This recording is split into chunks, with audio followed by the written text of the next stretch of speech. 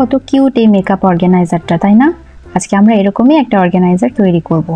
এর জন্য আমাদের লাগবে একটা প্লাস্টিকের ছোট বাটি। প্লাস্টিকের এই বাটিটার আমি সাইডের যে কর্নারগুলো বের হয়ে আছে সেটা কেচি দিয়ে কেটে নিব।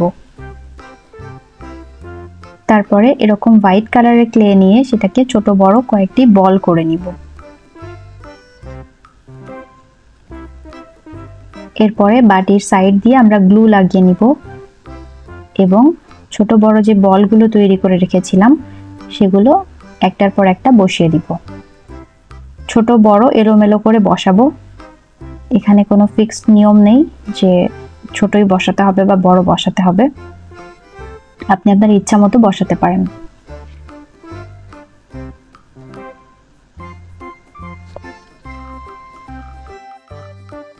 এই প্লাস্টিকের বাটির উপরে অবশ্যই গ্লু লাগাতে হবে, না হলে কিন্তু ক্লেগুলো আটকে থাকবে না। এই বলগুলো একটার পর একটা সবগুলো সেট করা হয়ে গেলে হাত দিয়ে ঠিকমতো এইভাবে চাপ দিয়ে নিতে হবে। এরপরে আমরা যে কিউট ভেড়াটি তৈরি করছি সেটির মাথাটি তৈরি করে নিব। এজন্য একটা কালো রঙের ক্লেকে এভাবে বল করে আস্তে করে চাপ দিয়ে নিব, একটা মাথার শেপ দিয়ে নিব। এরপরে গ্লুর সাহায্যে এই বাটির সাথে অ্যাটাচ করে দিব।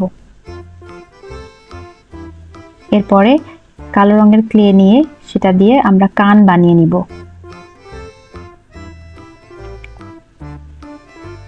এবং গ্লুর সাহায্যে অ্যাটাচ করে দিব।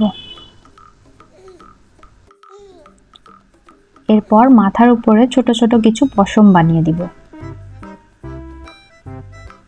প্রত্যেকটা ক্লে বলগুলোকে আমরা আঠা দিয়ে সেট করে নিব, না হলে কিন্তু খুলে যাবে।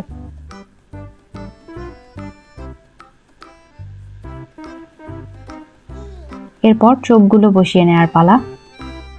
প্রথমে সাদা রঙের চোখ বসিয়ে নিব, তার উপরে কালো রঙের আইবল বসিয়ে নেব।